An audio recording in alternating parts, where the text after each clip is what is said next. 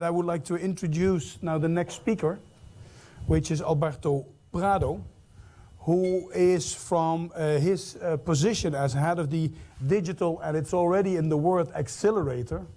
From his work, clearly is driving up innovation, speed, and also hopefully the adoption of that. So with that, I would like to give the floor to Alberto Prado. Thank you very much. Thank you very much. Good morning, everyone. My name is Alberto Prado. I lead the Digital Accelerator at Philips.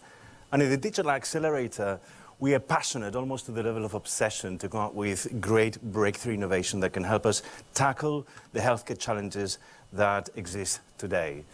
You will have heard from the last 24 hours, the ones that have been online following this event, that healthcare is undergoing a massive transformation. And the need for healthcare to transform itself comes from many different drivers.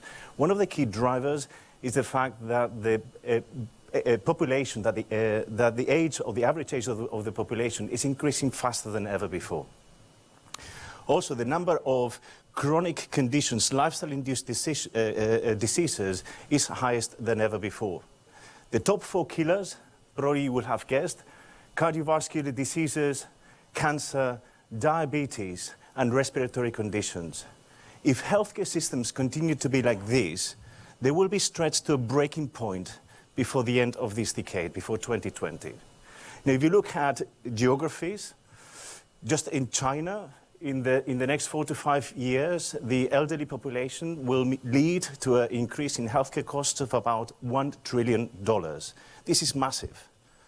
If you look at the US only, within that same time span, half of the population will live with a chronic condition, taking healthcare spend up by 50% to about $4.5 trillion. That's staggering.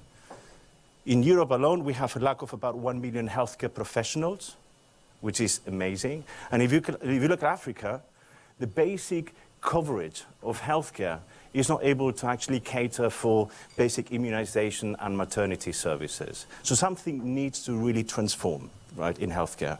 We need to move healthcare from being a system that is reactive and fragmented to a system that actually is proactive in addressing healthcare needs, that is integrated and that is connected. Now, the good things, or the good news, is that technology has made quite a lot of progress. I think if you look at digital technologies in the last few years, have come to a level of maturity and affordability. And I'm referring to things like mobile, big data capabilities, cloud processing and storage power. These are enablers of new innovation that are coming to us at an affordable level, and that is driving new innovation. But the challenge is probably not so much on the technology itself. It's the need for companies like Philips to have to transform themselves to create innovation according to a new paradigm. Philips is transforming itself from being a hardware-centric innovation company to being a provider of digital solutions that can help tackle the biggest challenges that we have in healthcare today. So in the hardware world, we innovate typically in a highly deterministic environment, where things probably don't move as fast. I call it the last century innovation paradigm, and where the name of the game is actually extracting efficiencies from the innovation process, applying Six Sigma, trying to do what you do faster, better, and cheaper. And in the digital age, the one on the right, if you like, trends are moving much faster, enabled by new technology breakthroughs. The world, the context in which we're asked to innovate is more volatile, it's more ambiguous and complex, and we need to give ourselves the opportunity to experiment and explore, to engage with patients, to engage with innovation partners, startups, larger organizations, upfront of the innovation cycle, which is a completely different way of creating new innovation.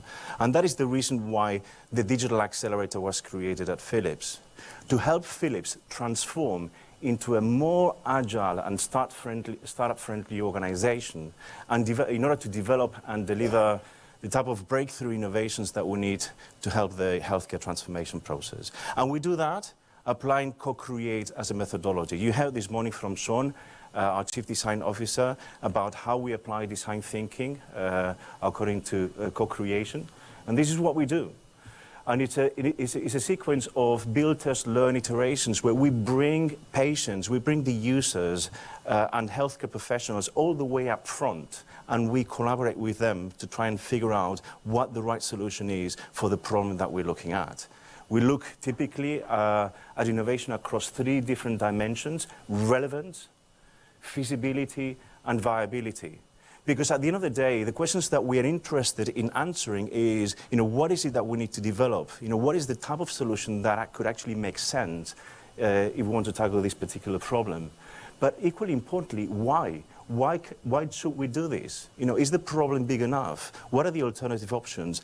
Is the way that we're looking at solving this problem actually going to make it feasible and viable? What are possible business models? We heard today from France the transition from selling products to selling benefits, software and as a service, for example. What are business models that actually make more sense for everyone involved? And we do this in a highly entrepreneurial fashion. We put together small teams with multidisciplinary. We heard also from Jeroen today the value and the power of creating multidisciplinary skilled teams when we look at this kind of new innovation. And we let them run. We let them run with high autonomy and high empowerment. We have institutionalized within the company hackathons in our own way of doing them, in our own flavor. It's already an institutionalized tool. And during a hackathon, which typically lasts about a week within Philips, we're able to move from an idea to a prototyped solution within 5 days. And this prototype solution is what we would use to kick off the sequence of iterations, if you like, that can help us understand what the sources of value are. So we use these prototypes to talk to users, to talk to healthcare professionals, and trying to understand whether our assumptions of what a good proposition could look like are really true, or whether we have to pivot along the way. We also participate in external hackathons. You heard from a number of people today, some of the hackathons that we've done in the past. We do that for several reasons. First of all, because we need to learn ourselves. We need to continue to become more agile, more entrepreneurial, and this is a source of inspiration. We want to inspire others as well. We want to make our Health with Digital platform available to entrepreneurs out there so that we can de-risk their efforts and that we can accelerate the time to revenue. We use it to meet like-minded people because we believe that the kind of innovation that we need to build in this day and age cannot be built by just looking inward into Philips. We need to reach out and partner up with people that may have great ideas as well. In the Digital Accelerator, we have 3 regional hubs. Eindhoven in the Netherlands, we have Cambridge in the US, and Bangalore in India. And we really are embedding ourselves into these local ecosystems. We're building and strengthening relationships with, for example, third-party accelerators or incubators that can give us access to the relevant startups to partner up with.